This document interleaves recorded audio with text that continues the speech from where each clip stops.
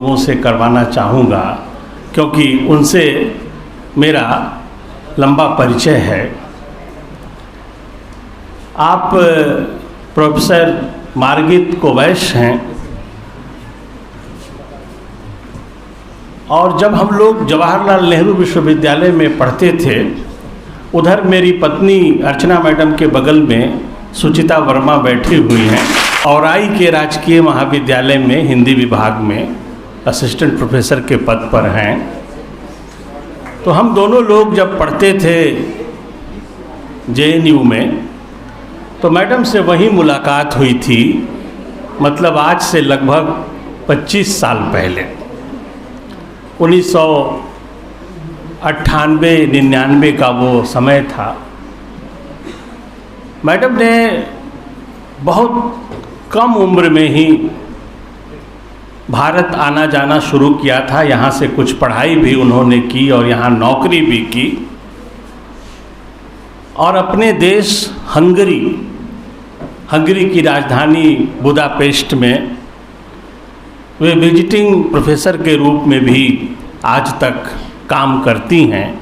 उनका आना जाना अपने देश में और यूरोप के विभिन्न देशों में लगा रहता है। मैडम ने हिंदी में बहुत काम किया है।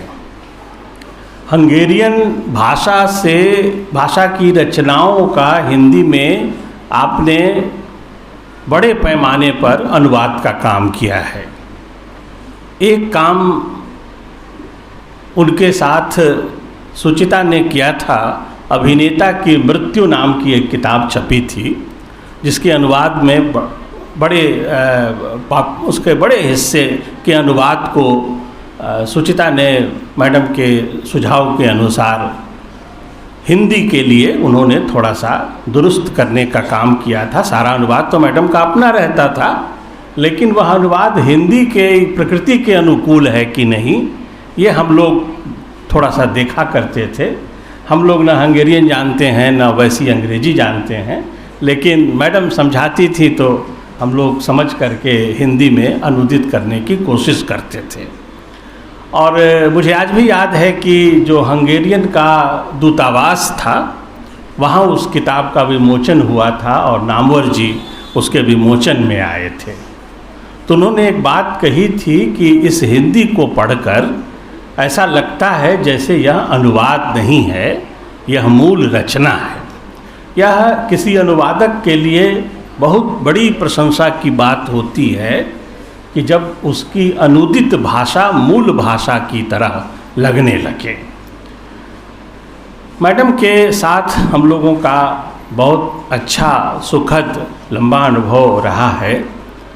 उनका प्रस्ताव था कि विश्व की महान चित्रकार अमृता शेरगिल की 110वीं जयंती के अवसर पर विभिन्न कार्यक्रम हो रहे हैं। एक कार्यक्रम वे हमारे कॉलेज में करना चाहती थी। उन्होंने यह प्रस्ताव बहुत पहले हम लोगों को बताया था, तो हमने सुधा मैडम से, प्राचार्य मैडम से इसके लिए अनुमति मांगी थी। और जैसा कि मैडम का स्वभाव है, वो चाहती हैं कि उनके कॉलेज में अलग अलग तरह के कार्यक्रम जरूर आयोजित हों।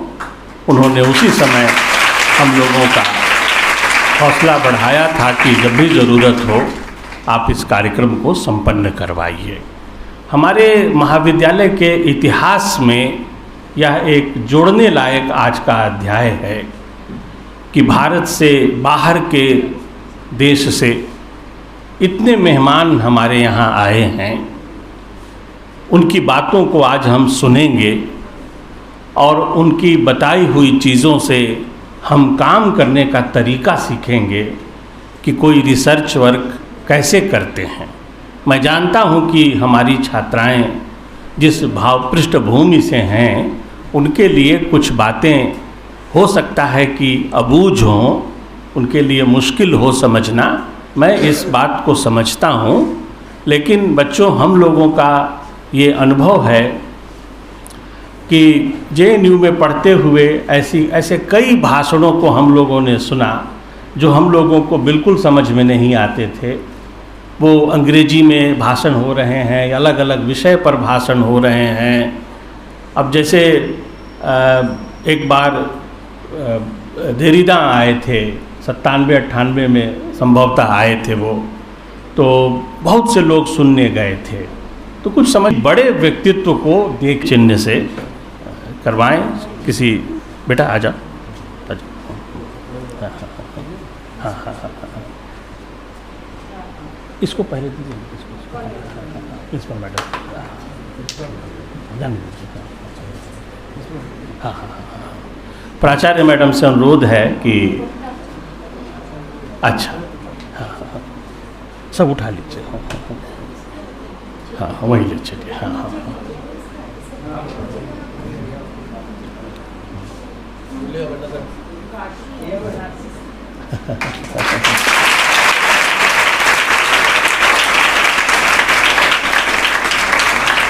सब लोगों का और महाविद्यालय के सभी सहयोगियों से अनुरोध करूंगा कि बाकी सब मेहमानों का स्वागत अंग वस्त्रम से करें। अर्चना मैडम, सुष्मिता मैडम, प्रिया मैडम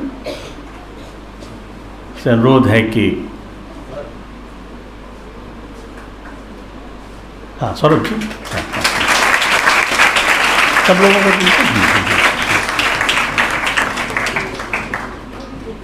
जी जी, ये वाला सर। एक पौधा हमारे महाविद्यालय में बहुत लंबे समय से देकर मेहमान का स्वागत किया जाता रहा है।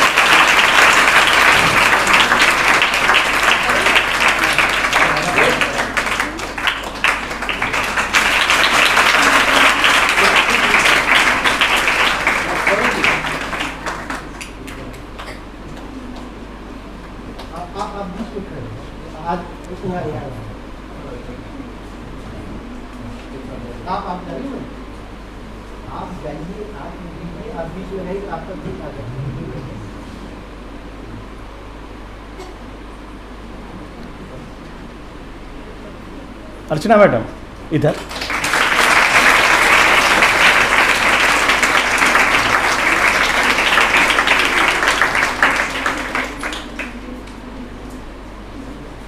हाँ हाँ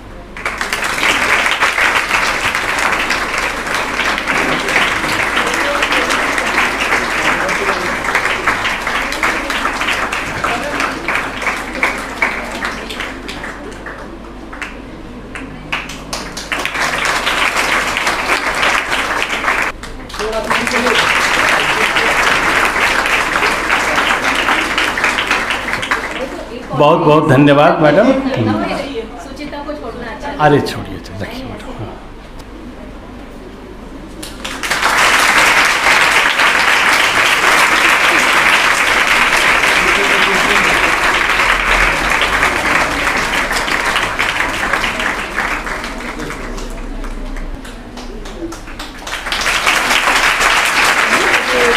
पहले चाहूँगा कि सब लोगों का परिचय हो जाए, उसके बाद प्राचार्य मैडम से उनके बाद अनुरोध करूँगा कि सबके स्वागत के लिए दो शब्द करता हूँ कि सभी मेहमानों का परिचय आपके द्वारा हो।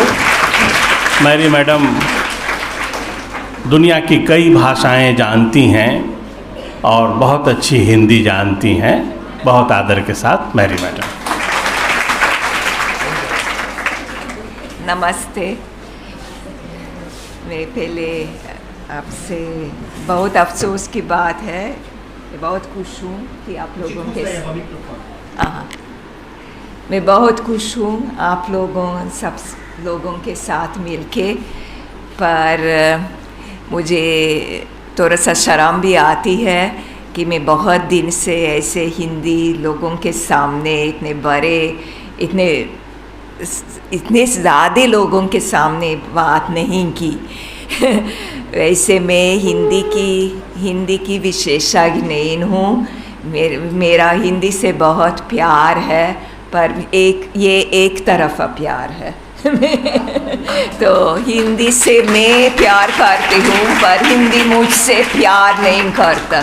तो ऐसे में टूटी फूटी हिंदी के लिए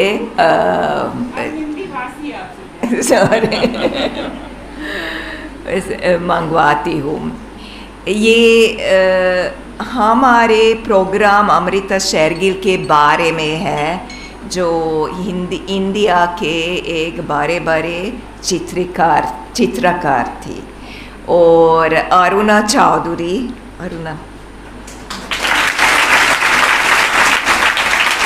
जो हमारी स्टूडेंट है हंगेरियन की, पर ऐसे इनका अपना व्यवसाय है, इंटीरियर डिज़ाइनर है अरुणा। वो थोड़ा सा एक पावर पॉइंट के साथ आपको बता देगी, हाँ, अमृता शेरगिल के बारे में, पूरे प्रोग्राम के बारे में। उसी के बाद हम आपको ये कवि डॉक्टर गाबोर लंस्को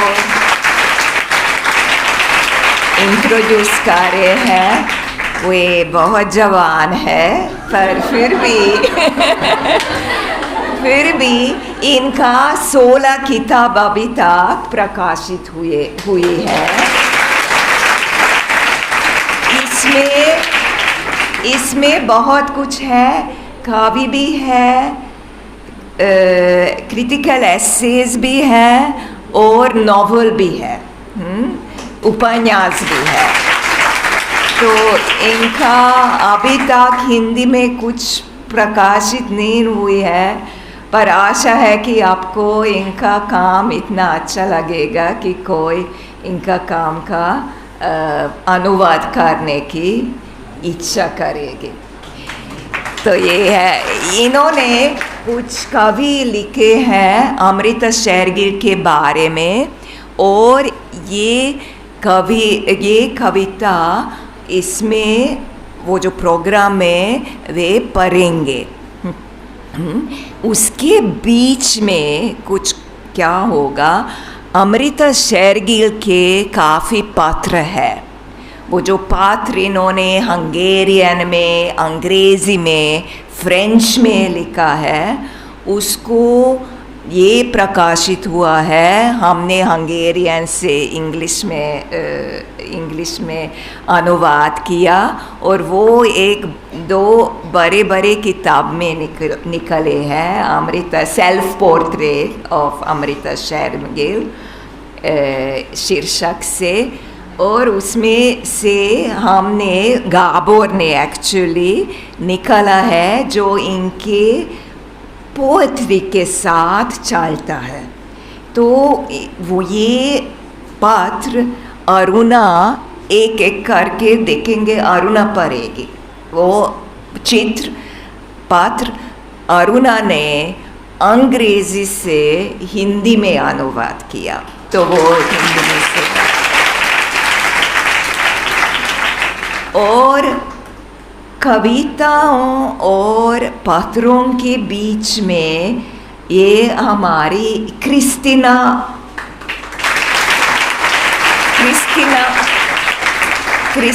लंस्को है, जो क्रिस्टीना एक फ्लूट के, देखिए ये यूरोपियन फ्लूट है, बांसुरी से थोड़ा अलग है। ये फ्लूट पर काफ़ी म्यूज़िकल पीस प्ले करेगी। ये म्यूज़िकल पीस वो कुछ म्यूज़िकल है जो अमृता शेरगिल के समय में, जब वो हंगरी में थी, जब वो पेरिस में थी, हाँ, 2-3 दशक में, 20 शताब्दी के 2-3 दशक में वो पेरिस में थी और वो हंगरी में थी। उसी समय ये कंपोज्ड हुए है। और क्रिस्टीना जो ऐसे इनका व्यवसाय फ्लूटिस्ट है, वो एक बड़े सिम्फोनी ऑर्केस्ट्रा में, हंगरी के बड़े सिम्फोनी ऑर्केस्ट्रा में फ्लूट खेलती है। वहाँ पर फर्स्ट फ्लूटिस्ट है, और वो उसमें कितने हाँ तरफ वम बना 5 फ्लूट पीस है, वो पत्रों और पोइट्री के बीच में वो खेलेगी, बजाएगी। अच्छा, तो थैंक यू वेरी मच। आज हम आपको अमृता शेरगिल की कहानी के बारे में थोड़ा सा पीपीटी के माध्यम से बताएंगे। अमृता शेरगिल का जन्म 30 जनवरी 1913 में हुआ है। उनके पिता का नाम उमराव सिंह शेरगिल मजीठिया, वो एक इंडियन जाट सिख थे। उनकी माता का नाम मैरी एंटोनेट गोड्समैन, वो एक हंगेरियन ज्यूइश ओपेरा सिंगर थी। इनकी शुरुआत के लाइफ के बारे में, ये 2 बहनें थी और जो अमृता शेरगिल है वो बड़ी बहन, इनकी छोटी बहन का नाम इंदिरा सुंदरम। और इन्होंने 1921 में इनकी फैमिली समर हिल यानी शिमला में शिफ्ट हो गई थी। शेरगिल की शुरुआत की पेंटिंग है ये। इनका सब पेंटिंग में शुरुआत में पश्चिमी मोड पे ज़्यादा प्रभावित थी सारी पेंटिंग। इन्होंने 1932 में स्टार्ट किया था। इनका जो पेंटिंग आप देख सकते हैं ये पश्चिमी स्टाइल से है। इनके बाद के करियर का, जब इन्होंने विज़िट किया था अजंता केव्स, आप सब ने देखा है अजंता केव्स, जानते हैं उसके बारे में, नाम सुना है? तो जब ये वहाँ पे गई थी अजंता केव्स में, तो ये इतनी प्रभावित हुई थी, तो इन्होंने जो इंडियन जो स्टाइल है उसको अडॉप्ट करने की कोशिश की। तो 1937 में इन्होंने साउथ इंडिया का एक टूर किया और वहाँ पर इन्होंने पेंटिंग बनाई ब्रह्मचारी, और जो वहाँ के जो गांव वाले हैं वो कैसे मार्केट जाते हैं उसके बारे में है। और ये इनकी उसके बाद के सारी पेंटिंग पे काफ़ी असर आप देख सकते हो, इंडियन जो कला जो दिखती है। ये देखिए वाली पेंटिंग है, इसका नाम था दुल्हन का शौचालय। ये काफ़ी फेमस पेंटिंग है इनकी, 1937 में बनाई थी। एक और ये वाली पेंटिंग देख सकते हैं आप, ग्रुप ऑफ 3 गर्ल्स, ये यानी 3 लड़कियों का समूह, ये थी 1935 में बनाई हुई। और एक इनकी फ्रेंड है जो कि इन्होंने 1932 में बनाई है। ये इनके सेल्फ पोर्ट्रेट जो इन्होंने ये अपनी खुद की पेंटिंग बनाई है, आप देख सकते हैं दोनों पेंटिंग इन्होंने खुद बनाई है। और ये एक दिल्ली में एक फेमस जगह है, बीच में बिल्कुल जो सेंट्रल प्लेस है, वहाँ पर एक स्ट्रीट का नाम है अमृता शेरगिल मार्ग। ये वाली बहुत फेमस पेंटिंग है, साउथ इंडियन जो उन लोगों को दर्शाया गया है जो मार्केट जाते हैं वहाँ के लोग। लेफ्ट वाली पेंटिंग है। जो दूसरा है वो एक गांव का सीन है जो कि उन्होंने 1938 में बनाई है। और इसके बाद ये इनका देहांत हो गया था 5 दिसंबर 1941 में, जो कि अपने पीछे बहुत सारा अपना जो काम छोड़ गई थी, जो इन्होंने बहुत सारी पेंटिंग बनाई थी। Thank you. Amrita Shergill, the Indo-Hungarian painter's mother, says of her coming into the world. We were living in Buda, in Szilágyi Dezső Square, below the castle, where there's that brick church with a single steeple. Later, in the 20s, the composer Bartók also lived there, in the same block of rented flats where Amrita was born. It may have been around the time we came to India that he moved in. But as to what he composed during that period, I don't know, and I am not interested. We lived in that house in a different era, before 1914. We lived in so many places in Hungary those times. I distinctly remember we lived the age and not our rooms. Icy winds from the frozen Danube on our window pane, seagulls above the stained ice. In the narrow streets, the snow reached to our knees. Amrita's birth. Summer came, autumn, earlier the spring. The black outline of the bare tree branches on snow-covered Gellert Hill like fine root hairs in the soil. The bedroom wall glittered in the sunlight reflected from the snow's surface. Amrita was born at midday, and outside, from the pointed steeple of the Protestant brick church, the bell rang out.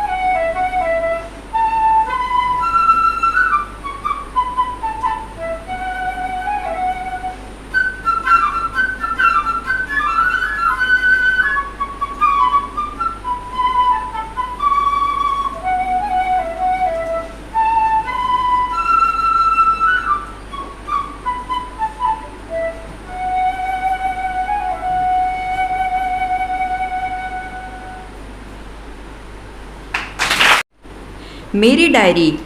एक दिन हम एक भारतीय शादी में गए जहां दुल्हन 13 साल की थी और दूल्हा 50 साल से अधिक का था और पहले से ही 3 पत्नियां थी। दुखी छोटी दुल्हन वह एक अजनबी कोने में अकेली बैठी हुई बहुत उदास लग रही थी, जहां पूरे कक्ष में सभी भारतीय महिलाएं सुनहरे और चांदी के भव्य पोशाकों में बैठी थी और रूबी, हीरे, पन्ने, मोती और अन्य अमूल्य रत्नों से सजी हुई थी, जो यूरोप में भी सबसे महान रानी के पास नहीं होते हैं। वहाँ सिल्क और सैटिन के आलीशान कवरलेट पर बैठी हुई भारतीय महिलाएं एक संख्यात्मक संख्या में थी। वे हर जगह चमक रही थी, जवाहरात से भरी थी भारतीय महिलाएं। यहाँ वहाँ आपकी आँखों में जहाँ देखो अद्भुत हीरे, सुंदर रत्नों की जगह की वजह से दर्द होने लगी थी। ओवल या गोल आकार की मणियों की चमकती हुई सफ़ेद मोतियों की धूप जो उनकी मलिकाओं के गले से लटक रही थी, या प्राकृतिक हीरों से घिरी हुई गहरे हरे मूंगे जो पूरे कक्ष में चमकती हुई बिंदुओं के चारों ओर अपनी चमकती किरणें भेजते थे। और यहाँ वहाँ आपकी आंखें अद्भुत सोने और चांदी की चमकदार पोशाकों की सुंदरता से चकित हो जाती थी। जहाँ भी देखो एक चमकती हुई मणि थी। आवाज़ों का शोर सब जगह अधिक कर देता था। एक अकेली छोटी दुल्हन ही किसी एक अपरिचित कोने में बैठी हुई थी। वह बहुत सुंदर थी और उनकी सुंदर अंगारी आंखों में थकान की भावना थी। उनके छोटे सुंदर और गुलाबी रंग के होठ गुलाबी कि पुष्पों की तरह थे और वह ऐसे थे जैसे कि वह सदैव चुप्पी के हो रही हो। उनकी छोटी सी नखरेदार नाक थी और वह बहुत सुंदर थी। उनके काले खुले बाल और एक मोती सफ़ेद गुंदी में लपटी हुई थी। भारत में ऐसी प्रथा है कि शादी से पहले सभी दुल्हन इस तरह से सजी हुई होती है।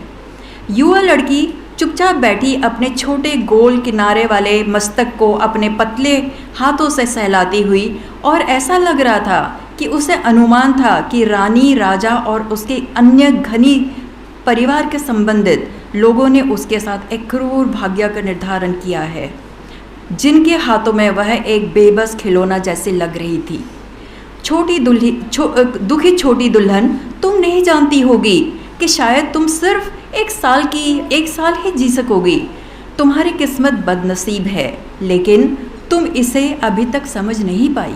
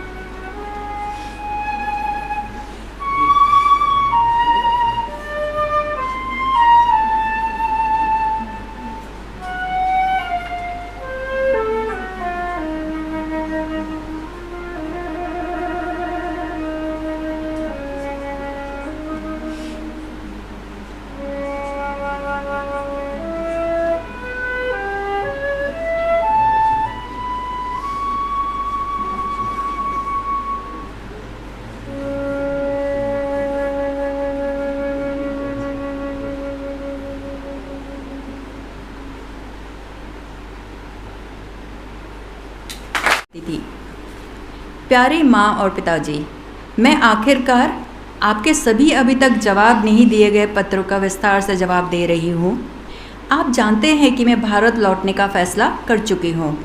अब मैं आपको अपने कारण बताती हूँ। मेरी कला के विकास के हित में मैं भारत लौटना चाहती हूँ। अब मुझे नई प्रेरणा के स्रोतों की आवश्यकता है और यहाँ आप देखेंगे दूधसी कि आप दूधसी मतलब पिता के लिए थे। दूधसी कि जब आप भारत की रुचि, उसके संस्कृति, उसके लोग, उसकी साहित्य जो मुझे गहराई से रुचित करते हैं और जिनसे मैं अवगत होना चाहती हूँ के बारे में बात करते हैं, तब आप बिल्कुल गलत होते हैं। यहाँ मैं उसे पाने की उम्मीद रखती हूँ। हमारे यूरोप में लंबे रहने से मेरे लिए भारत की खोज हुई है।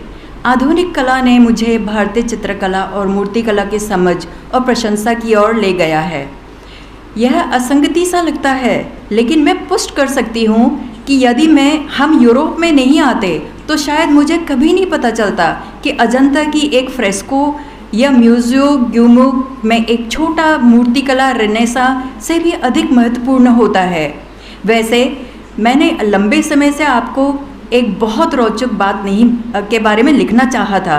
एक हंगेरियन वैज्ञानिक ने खोजा है कि सभी फल, सब्जियां और अन्य चीज़ों में से विटामिन सी सबसे ज़्यादा मात्रा से हरी शिमला मिर्च में पाया जाता है और इसे संक्रमित निकालने के लिए सफलता प्राप्त की है। मुझे लगता है कि यह पहली बार हुआ है। मेरे प्यारे मुझसी और दुधसी, यह मैं नहीं थी जिसने हमें धीरे धीरे हंगरी में रुकने के लिए मांग की थी। यह आपका सुझाव था माँ। आपने कहा था कि मैं अक्टूबर के पहले तक रुक सकती हूँ अगर आप याद करेंगी तो। हालांकि मैं बहुत आभारी थी क्योंकि कुछ भावनाएं, साथ ही यह तथ्य भी कि मैं हंगरी में बहुत खुश हूँ, मुझे यहाँ बांधती है, जो कि मैं त्याग करके भारत लौटने का तैयारी कर चुकी हूँ। अब जब मैंने आखिरकार समझदारी की बात मान ही ली है। आदर के साथ, अमृत। Amrita's father, Umrao, was the scion of an old aristocratic Punjabi family who met the mother of his daughters in London, where the beautiful Marie Antoinette was a lady's companion to an Indian princess. White complexioned, freckled, red-haired, he married her. When he moved to Hungary, Umrao cut his hair and beard. He was a philosopher to no end. In the First World War, he cut his hair even shorter and became clean-shaven. He never published a line. He took a lot of photos. His family used to carry a curved sword. One of his ancestors once had a friendly disagreement with an English captain who maintained that his straight sword was better. You could pierce with it as well as strike and cut. The argument was inconclusive, but not long after there occurred a once-in-a-lifetime opportunity for the two to settle the question when during the newly broken out Anglo-Sikh War, the captain was taken captive. He got back his straight-edged sword, and after a short duel, the British officers were one head less. During his Paris years, Umrao became completely estranged from his wife. He points at the food-laden dining table in Shimla and grumbles into his beard, "There's nothing here to eat me, nothing." At night, he watched the stars through a telescope if the moonlight was not too bright. माता को लिखा था, जिसे वो प्यार से मुझसिका बोला करती थी। ये लिखा गया था जनवरी 1935 में अमृतसर से। मेरी प्यारी अच्छी मुझसिका, बधाई हो। तुम्हारी आवाज़ के चमत्कार से मैं बहुत आनंदित हूँ। मैं कल्पना कर सकती हूँ और महसूस कर सकती हूँ कि तुम्हारे लिए क्या मायने रखता है। बधाई हो। मुझे आशा है कि यह सिर्फ एक गुजरता हुआ दौर ना हो, क्योंकि मुझे पता है कि यह तुम्हारे लिए कितना दुखद हुआ होगा। धन्यवाद मुझसिका, मेरे बारे में सोचने के लिए और सुंदर पुलोवर बुनने के लिए। लेकिन मैं फैसला कर चुकी हूँ कि अब मैं केवल साड़ियाँ और भारतीय पोशाक ही पहनूंगी। सबसे पहले वे बहुत सुंदर होती हैं, दूसरे क्योंकि यहाँ भारत में केवल यूरोपीय कपड़े पहनते हैं और मुझे यह इस जाति में रुचि नहीं है और मैं उनसे पहचान नहीं बनाना चाहती हूँ। मैं अब से यूरोपीय कपड़े नहीं पहनूंगी। तीसरे, यह बहुत ही सार्थक है। यहाँ टोपी और दस्ताने बहुत महंगे होते हैं, फिर इतने प्रकार के कपड़े की ज़रूरत होती है, सुबह, दोपहर, शाम, और वे सबसे छोटी संभव समय में पुराने हो जाते हैं और अधिक नहीं पहने जा सकते। अब तुम्हें पता है कि साड़ियाँ पहनना हमेशा के लिए होता है। ओ, मैं तुमसे एक अनुरोध करना चाहती हूँ, यह बहुत महत्वपूर्ण है। मेरी पैलेट टूट गई है, कृपया मुझे एक और पैलेट भेज दें, वह बड़ी वाली जो किनारों से मुड़ी हुई होती है। मुझे आशा है कि मैंने उसे इंदू के सूटकेस में नहीं रखी होगी जो अभी तक नहीं पहुंची है। कृपया इसे तुरंत भेजें क्योंकि तब तक मैं चित्र नहीं बना सकती। प्यार से, अमरी। यह अमृता शेरगिल ने कमेटी को लिखा था, शिमला फाइन आर्ट सोसाइटी को, 21 सितंबर 1935 में शिमला में। श्रीमान और महोदय, Shimla fine arts society committee को मैं आपको सूचित करने का गौरव महसूस कर रही हूँ कि मैं वर्तमान प्रदर्शनी में प्रदत्त पुरस्कार स्वीकार करने से इनकार करती हूँ और साथ ही मेरे पास भेजे गए चेक को वापस कर रही हूँ। मैं खुश होंगी इसे अगर किसी और अधिक पात्र कला संगठन के पक्ष में मान्यता प्राप्त करने के लिए इनकार करने के लिए, जो निश्चित रूप से इसे प्रमाणिक की प्राप्ति से अधिक सम्मानित महसूस करेगा और जिसका कार्य मेरे कार्य की तुलना में अधिक परंपरागत साधारित में से मेल खाएगा। जैसे शिमला फाइन आर्ट्स प्रदर्शनी के न्यायाधीशों ने पिछले 36 तक विशेष ध्यान से संरक्षित किया है, और क्योंकि मेरा कार्य उन 5 चित्रों की मैं बात कर रही हूँ जिन्हें अस्वीकृत किया गया है और जो सामरिक रूप से हर तरह से 5 स्वीकृत चित्रों में से अधिक उत्कृष्ट थे, शिमला फाइन आर्ट सोसाइटी के मानक के साथ मेल नहीं खाता है। इसलिए मैं भविष्य में केवल उन्हें ग्रैंड सैलों पेरिस में प्रदर्शित करने के लिए समर्पित करने के लिए मजबूर हो जाऊंगी, जिनमें से मुझे सहयोग अंतर्राष्ट्रीय कला प्रदर्शनी के रूप में जाना जाता है और जिनसे मुझे अभी तक शामिल होने का निमंत्रण दिया गया है। एक महिमा मैं यह जोड़ना चाहती हूँ और यूरोप में प्रदर्शित और भविष्य में प्रदर्शित होने वाले समकालीन कला के सभी अन्य प्रतिनिधि प्रदर्शनी में जहां मुझे कम से कम न्यायपूर्वक स्वीकृति मिलने की गारंटी है, चाहे जो मेरे कार्य के महिमा के हकदार हो।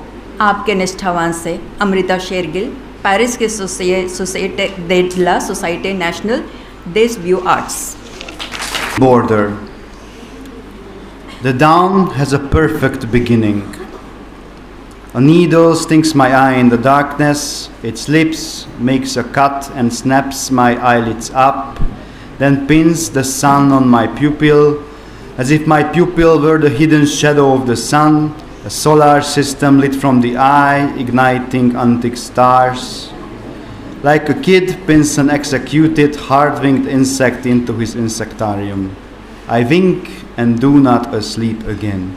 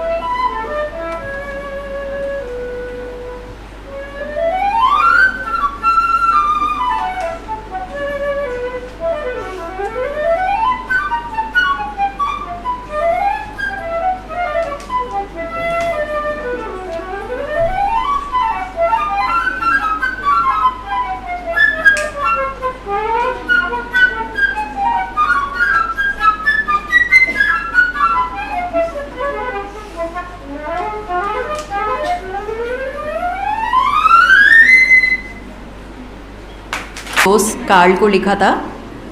मेरे प्यारे कार्ल, मुझे इलाहाबाद में एक शानदार स्वागत मिला। उद्घाटन समारोह कॉलेज ऑफ आर्ट्स के डीन द्वारा किया गया, जहां 500 से अधिक लोग मौजूद थे। मैं उनके साथ मंच पर बैठी रही और जब मेरे काम की त्रासदी के बारे में बोल रहे थे, मैं सोच रही थी कि मैं हंसी में फट जाऊंगी। मुझे हंसी आई कि आसित हलदार लखनऊ कला विद्यालय के प्राचार्य, जिनका काम जब हम अजंता के बाहरी होता है तो पिकासो के अनुसंधान का शोषण करते हैं, उन्हें यह असहज लगता है कि मेरे भारतीय पिता के बावजूद मेरे काम में पश्चिम की बू आती है। यह भी अस्वीकार्य है कि मैं भारतीय कला के क्षेत्र में हस्तक्षेप कर रही हूँ, क्योंकि भारतीयों को एक और सोलोमन थोपने की इच्छा नहीं है। शारदा उकील कहते हैं कि मेरा काम लोगों में, विशेषतः बड़े लोगों में के भावना को समझने में कामयाब नहीं होता। शायद वह यह कल्पना करते हैं कि उनका उस अशाब्दी चित्र मध्यवर्गीय भारतीयों के अशाब्दी स्वाद को प्रभावित करता है।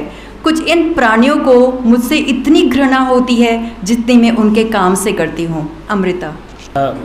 आप लोगों को कुछ उलझन न हो इसीलिए मैं बीच में बोल रहा हूँ कि ये 3 चीज़ें जो आपके सामने एक साथ पेश की जा रही हैं, इन तीनों के बीच एक रिश्ता है।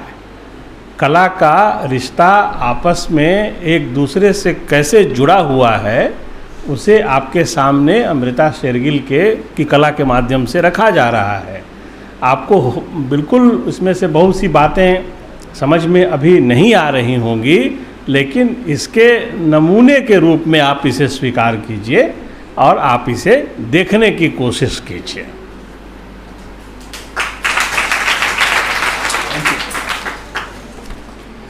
Amrita died. The inordinate use of turpentine and the original underpainting for the one-time matte effect of the light of colors manifest themselves as the surface of the pictures begins to darken and crackle rapidly. After Amrita died, her husband and father left the pictures at the National Gallery of Delhi, where they still find a place in their true painful glory. As color came to be my domain, I truly believe that it is only me that can embrace my colors, only me, only me.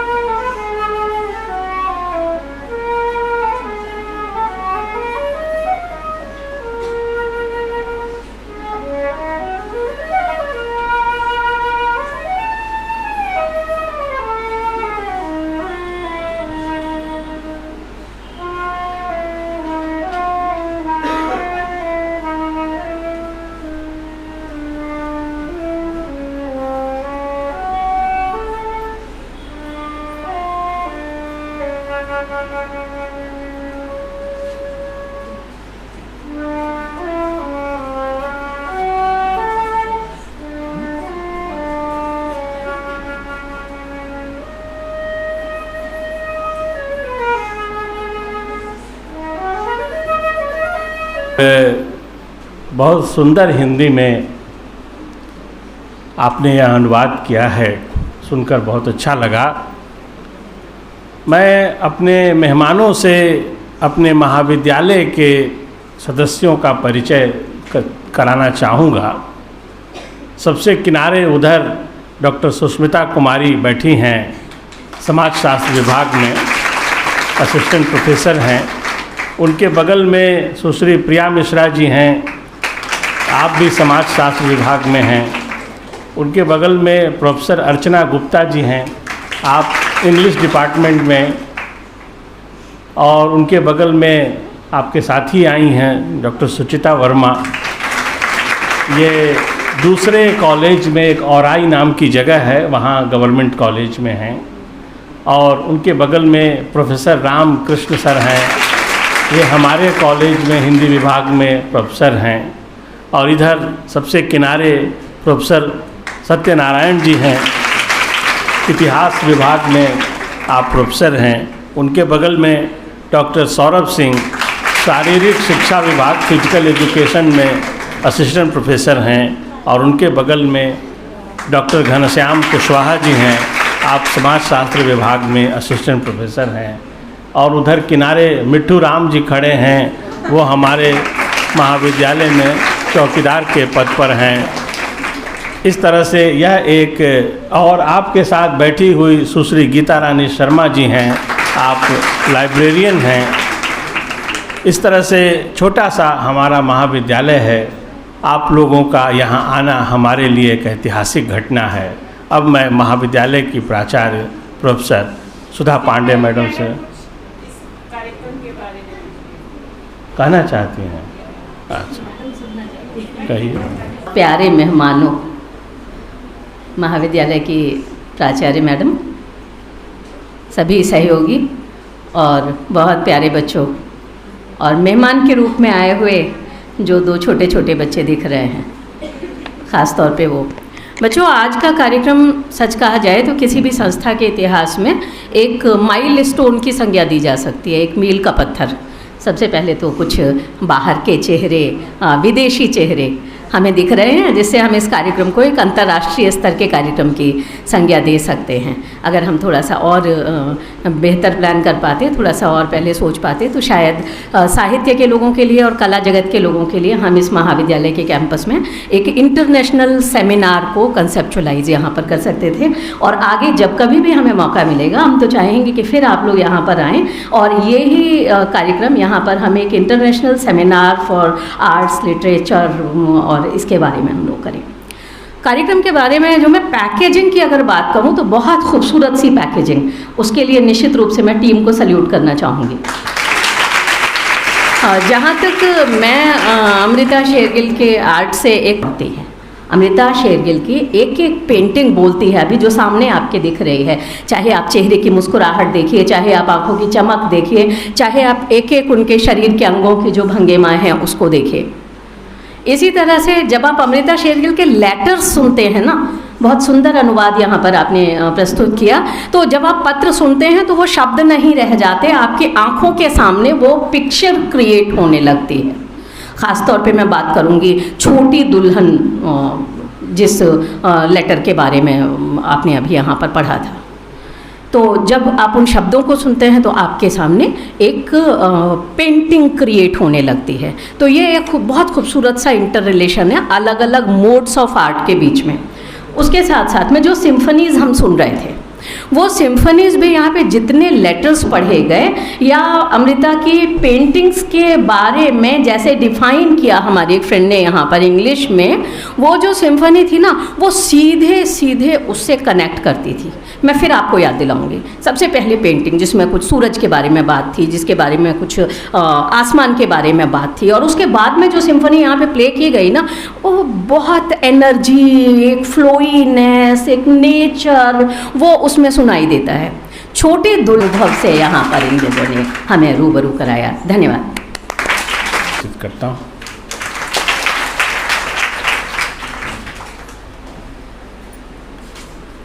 वास्तव में कला का संगम जिसे कहते हैं, भावनाएं किसी भी की भावना को समेटना एक साथ, किसी उसको भाषा देना पेंटिंग के माध्यम से। आपका बहुत ही बढ़िया प्रोग्राम था, बहुत ही अच्छा संयोजन था। आप सभी का महाविद्यालय परिवार की ओर से स्वागत व अभिनंदन करती हूँ। सबसे अच्छा ये कि अमृता शेरगिल जी के बारे में हम लोगों ने पेंटिंग आप लोग देख लीजिएगा, थोड़ा सर्च कर लीजिएगा, और हम कहेंगे कि कुछ हम लोग कोशिश करेंगे कुछ कुछ इनकी पेंटिंग का संयोग लगाने की कहीं कहीं अपने महाविद्यालय में। तो मुझे लगता है कि सबसे बड़ी बात है कि पेंटिंग तो उनकी भारतीय संस्कृति से बहुत मिलती जुलती दिखाती है ना, लेकिन उनका पत्र जो मैडम ने पढ़ा उससे ऐसा समझ में आया कि उनको भारतीय संस्कृति से बहुत लगाव था। इसीलिए हमारी जो माननीय हंगरी से आई मैडम हैं, उन्होंने साड़ी पहन रखी है। ये साड़ी का सम्मान अमृता जी के जो शौक था उसको दिखाता है, और मैडम का भी बहुत लगाव है उससे। इसलिए जो है मैडम यहाँ की संस्कृति में जीना चाहती हैं, क्योंकि क्या है ना, एक होता है ना जीने की कला, लेकिन यहाँ जो संगम दिखा वो कला के साथ जिया कैसे जाता है, मतलब कला के साथ अपने को जोड़ना। ये बहुत बड़ा, बहुत ही अच्छा जो समय है होता है। जैसा कि मैडम यहाँ पे आपने देखा ना कि उसको 3 कलाएं एक साथ दिखी, और पेंटिंग उसके साथ कई कलाएं, लेकिन भाव को, अपने भाव को जो है कोई न कोई माध्यम देना, अपने भाव की अभिव्यक्ति के माध्यम जो है वो अलग अलग हो सकते हैं, लेकिन चाहे किसी भी देश का हो, चाहे किसी भी प्रांत का हो, चाहे किसी भी जगह का हो, भाव हमेशा एक ही जैसे होते हैं। तो इसलिए मुझे लगता है मैडम आप सभी को बहुत बहुत धन्यवाद और बहुत बहुत बधाई देते हैं कि आप भविष्य में हम लोगों से जो भी सहयोग होगा हम लोग आपके साथ हैं। आप लोग हमेशा हम लोग को इसी तरह प्रेरित भी किया करिए, और जब भी भारत आए हम लोगों से ज़रूर मिलें। Honourable principal ma'am, respected Mary ma'am, all the guests accompanying Mary ma'am, all my scholar colleagues and dear students, I'm overwhelming. This occasion was fantastic according to me. I didn't expected this, and for this, first of all, I would like to propose my thanks to Principal Ma'am for providing this beautiful and amazing platform where we enjoyed this wonderful program. Now I will switch to Hindi. और मैं मेरी ma'am को बहुत बहुत आपका धन्यवाद करना चाहती हूँ, क्योंकि हमने मैंने बिल्कुल ही नहीं एक्सपेक्ट किया था कि इतना खूबसूरत प्रोग्राम हमारे सामने आएगा, और मुझे लगता है कि जो फीलिंग मेरी है वही फीलिंग हमारे कॉलेज के सभी लोगों की होगी, मुझे इसका पूरा विश्वास है। और मैडम अमृता शेरगिल जी के बारे में मैं कुछ देख रही थी कल, चूँकि आज प्रोग्राम होना था, तो मैंने जो भी चीज़ें पढ़ा उनके बारे में, उससे कहीं कुछ ज़्यादा आज मुझे देखने को मिला। और आज के प्रोग्राम ने मुझे एमिली डिकिंसन की याद दिला दी। अमेरिकन पोइटेस हैं एमिली डिकिंसन। जिस तरीके से अमृता शेरगिल जी सिर्फ 28 साल की उम्र में उनका निधन हो गया था, और इतने छोटे कम उम्र में ही इतनी खूबसूरत पेंटिंग्स उन्होंने हमारे सामने रखी हुई है। तो ठीक उसी